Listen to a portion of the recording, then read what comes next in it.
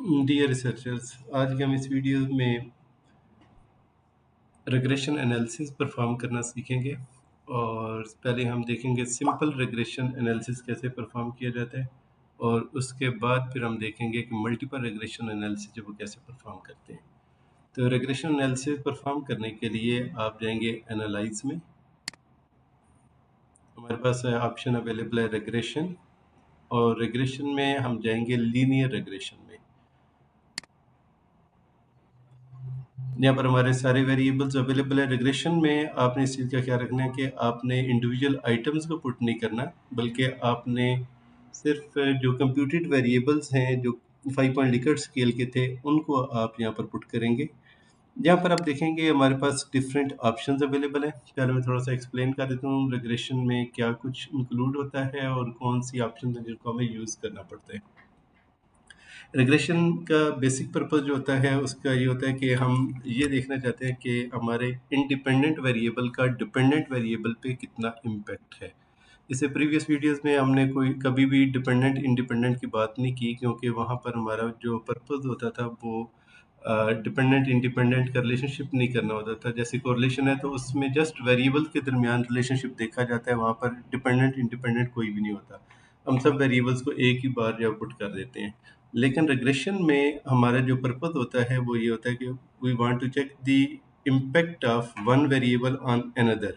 Mean हम independent variable का dependent पे जो है वो इम्पैक्ट देखना चाह रहे होते हैं। रिग्रेशन इक्वेशन जो कि आपने सुनी होगी, देखी भी होगी, y is equal to a plus b x. तो इट्स मीन के y इज डिपेंडेंट और b जो इज इक्वल टू a जो है वो हमारा कांस्टेंट होता है, b जो है वो बीटा होता है, और x वेरिएबल जो है दैट इज इंडिपेंडेंट वेरिएबल। अगर एक है तो x1 हो जाएगा, अगर दो है तो x2 हो जाएगा, x3 एंड सो ऑन हो जाएंगे। यहाँ पर हमारे पास ऑप्शन जो अवेलेबल है इसमें देखेंगे डिपेंडेंट की ऑप्शन है। मीन के जस्ट वन डिपेंडेंट वेरिएबल हम एक टाइम पे पुट कर सकते हैं। अगर हमारे पास एक से ज़्यादा डिपेंडेंट वेरिएबल हों तो हम उनको यूज़ नहीं कर सकते, या उस मीन के हमें बार बार रिग्रेशन रन करनी पड़ेगी। लेट्स सपोज आपके 3 इंडिपेंडेंट वेरिएबल है तो आपको 3 टाइम जो है वो रिग्रेशन रन करनी पड़ेगी। लेकिन अगर आपके 3 इंडिपेंडेंस वेरिएबल हैं तो कोई मसला नहीं है, आप एक ही टाइम पे इंडिपेंडेंस वेरिएबल को पुट कर सकते हैं। क्योंकि अगर आप देखें यहाँ पर लिखा हुआ है इंडिपेंडेंट एंड एस लगा, मीन के एक से ज़्यादा वेरिएबल भी पुट कर सकते हैं। तो हम इसमें सिंपल रिग्रेशन जब रन करेंगे तो वन इंडिपेंडेंट वेरिएबल होगा, और जब हम मल्टीपल रिग्रेशन की बात करेंगे तो वहाँ पर 2 और मोर देन 2 इंडिपेंडेंस वेरिएबल हमारे होंगे। तो हम इस वीडियो में ये अंडरस्टैंड करते हैं। लेट्स सपोज कि हमारी जो जॉब परफॉर्मेंस है ये हमारा इंडिपेंडेंट वेरिएबल है, और जॉब सेटिस्फेक्शन जो है ये हमारा इंडिपेंडेंट वेरिएबल है। तो हम इनके दरमियान रिलेशनशिप देखना चाह रहे हैं कि जॉब सेटिस्फेक्शन अगर किसी पर्सन की होगी तो परफॉर्मेंस पे क्या इम्पेक्ट होगा, पॉजिटिव है नेगेटिव हो, वो हम उसको यहाँ से रिजल्ट से चेक करेंगे। इसमें हमारे पास डिफरेंट ऑप्शंस अवेलेबल हैं, और रिग्रेशन ऐसे है जिसमें बहुत सारी ऑप्शंस को हमें जो है वो चेक करना पड़ता है, क्योंकि रिग्रेशंस की अजम्पशंस भी हमें देखनी होती हैं, वो भी फुलफिल हो रही हों, और रिग्रेशन के रिजल्ट्स भी हमारे जो वो फुलफिल हो रहे हों। एक तो ये कि हमने लास्ट में भी डिस्कस किया था कि कोरिलेशन हम पहले चेक करते हैं फिर हम रिग्रेशन रन करते हैं, क्योंकि कोरिलेशन में उनके दरमियान रिलेशनशिप होगा तो आगे रिग्रेशन भी रिजल्ट उसका शो करेगा, इम्पैक्ट उसका शो कर रहा होगा। सेकेंडली आपका डाटा जो है वो नॉर्मली डिस्ट्रीब्यूटेड होना चाहिए। अगर नॉर्मली डिस्ट्रीब्यूटेड डाटा होगा तो तब आप उसको करेंगे, फिर आपके रिलायबल डाटा होगा, वैलिड होगा, तो फिर ही आप रिग्रेशन जो है वो उस पर यूज़ कर सकते हैं। तो हम यहाँ पर स्टेटिस्टिक में जाएंगे। स्टेटिस्टिक में हमारे पास डिफरेंट ऑप्शंस हैं। सिंपल रिग्रेशन रन करते वक्त हम जो है ऑप्शंस को सिलेक्ट करेंगे, बाकी जो है मल्टीपल में हम जाकर देख लेंगे। यहाँ पर हमारे पास एक डर्बन वाटसन की ऑप्शन है जो कि चेक करेंगे। डर्बन वाटसन जो है ये बेसिकली हमारे डाटा में हेट्रोस्केडेस्टिसिटी को चेक करता है कि डाटा जो है वो कितना आपस में डिस्पर्स भी है, कहीं आपस में बहुत ज़्यादा जुड़ा हुआ तो नहीं है। इसी तरीके से मल्टी कुलरिटी के लिए हम कुलरिटी डायग्नोस्टिक करते हैं, लेकिन कुलरिटी डायग्नोस्टिक तब परफॉर्म करते हैं जब हमारे पास 2 और मोर देन 2 इंडिपेंडेंस वेरिएबल हो, तो वहाँ पर मल्टी कम्युनिटी एग्जिस्ट करती है, तो वहाँ पर हम ये चेक करेंगे। अभी हम सिर्फ डर्बन वाटसन यहाँ पर चेक करेंगे। डिस्क्रिप्टिव हम देख सकते हैं ताकि हमें इनके मीन और मीडियन वगैरह भी पता चल जाएगा। आर स्केयर भी देख सकते हैं, लेकिन आर स्केयर हम तब देख रहे होते हैं जब हमारे पास मॉडल में मॉडल 1 मॉडल 2 मॉडल 3 हो, तो हम उसमें जाकर देख रहे होते हैं कि किस तरीके से मॉडल में आर स्क्वायर में चेंजेस आती है। मॉडल फिट बाय डिफ़ॉल्ट है, इसको हम रहने देंगे। इसके अलावा यहाँ पर स्टैटिस्टिक में आप नॉर्मली हम 95% लेवल ऑफ कॉन्फिडेंस पे जाते हैं। अगर आप 99 पे जाना चाहते हैं या आप 90% पे आना चाहते हैं तो आप चेंज कर सकते हैं, अदरवाइज बाय डिफ़ॉल्ट 95% ही रहना दें। प्लॉट्स में हमारे पास जो है हिस्टोग्राम है और नॉर्मेलिटी प्लॉट्स है, ये भी हम देख लेते हैं ताकि पता चल जाए हमारा डाटा नॉर्मली डिस्ट्रीब्यूटेड है, कहीं डाटा में डिस्ट्रीब्यूशन का इशू तो नहीं है। इसके अलावा सेव में जाकर हम अनस्टैंडर्डाइज प्रिडिक्टेड वैल्यूज़ को या स्टैंडर्डाइज रेजिडुअल अनस्टैंडर्डाइज रेजिडुअल को करते हैं, लेकिन वो हमें अभी ज़रूरत नहीं है। अभी हम सिंपल जो है इसमें से कोई भी चीज़ चेंज नहीं करेंगे, लेकिन यहाँ पर हम मनहलबीज और कुक एंड लीवरेज वैल्यूज़ भी अवेलेबल हैं डिस्टेंस वगैरह कैलकुलेट करने के लिए। कुछ टेस्ट में ये भी यूज़ किया जाता है। ऑप्शंस में भी हमें अभी कोई चेंज नहीं करनी, एफ वैल्यू 3.84 तक ही रहेगी और इसको एज इट इज़ रहने दें। 0.05 ही हमारा जो है वो वैल्यू यूज़ की जाएगी। जस्ट यहाँ पर अभी हम इसको ओके प्रेस करेंगे।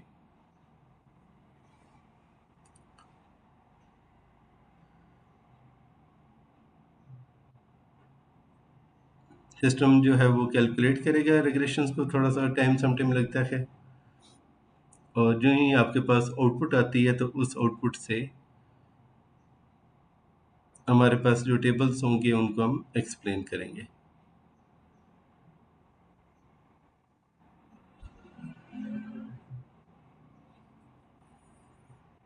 जी, तो हमारे पास रिग्रेशन की जो है वो आ गई वैल्यूज़। सबसे पहले डिस्क्रिप्टिव है, जो कि जॉब परफॉर्मेंस और जॉब सेटिस्फेक्शन के मीन वैल्यू स्टैंडर्ड डेविएशन जब कैलकुलेट करके इसने दी है। इसके बाद कोरिलेशन जो है उसने बताई है कि इनके दरमियान कोरिलेशन जो है वो कितनी एग्जिस्ट करती है जॉब परफॉर्मेंस और इसके दरमियान। यहाँ पर 0.2728 जो है वो कोरिलेशन के दरमियान एग्जिस्ट कर रही है।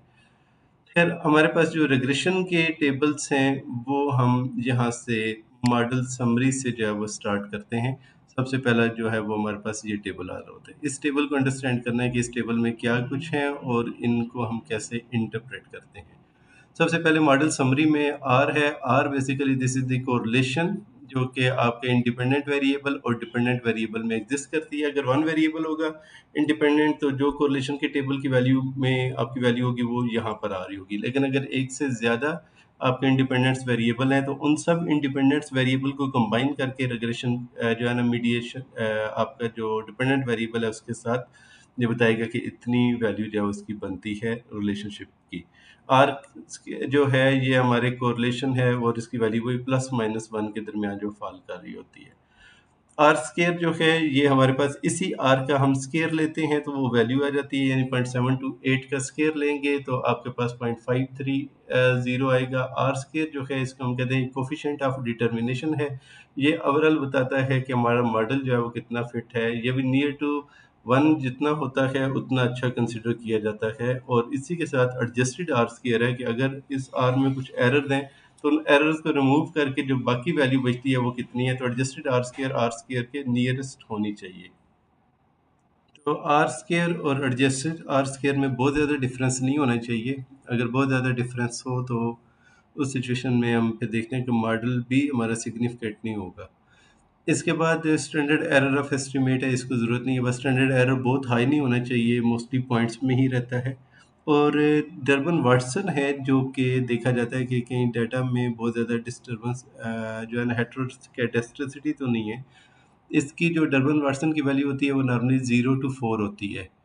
तो 0 होगी तो बहुत ज़्यादा डिस्पर्स जो है ना वो उनके दरमियान हेटेरोस्केडेस्टिसिटी है, या 4 है तो तब भी हम उसको हेटेरोस्केडेस्टिसिटी का इशू कंसिडर करते हैं। जो इसकी बेस्ट रेंज है वो है 1.25 से लेकर 2.75। अगर इसके दरमियान है तो हम कहते हैं कि हमारे डाटा में जो है वो हेटेरोस्केडेस्टिसिटी एग्जिस्ट नहीं कर रही। तो हमारी वैल्यू 2 इट्स मीन कि हमारा जो डर्बन वाटसन का क्राइटेरिया है वो फुलफिल होता है। इसके साथ ही हमारे पास एक अनोवा का टेबल आता है। अनोवा के टेबल में हमने ये 2 मेन वैल्यूज़ देखनी होती हैं, एफ वैल्यू और सिग्निफिकेंट वैल्यू। एफ वैल्यू जो है ये 3.84 या 3.96 से ग्रेटर हो और सिग्निफिकेंट वैल्यू 0.05 से बिलो हो तो हम कहते हैं कि इनके दरमियान रिलेशनशिप जो हमने ड्रा किया था ये मॉडल हमारा फिट है, मॉडल में इशू नहीं है। जो मॉडल समरी और अनोवा है ये ओवरऑल मॉडल को एक्सप्लेन करते हैं, और जो कोफिशिएंट है ये बेसिकली हमारे पास जो हाइपोथेसिस होते हैं उनको एक्सप्लेन किया जा रहा होता है। तो कोफिशिएंट्स में हमारे पास अगर टेबल में जाएं तो यहाँ पर हमारे पास अनस्टैंडर्डाइज कोफिशिएंट्स हैं, स्टैंडर्डाइज हैं, टी है और सिग वैल्यू है।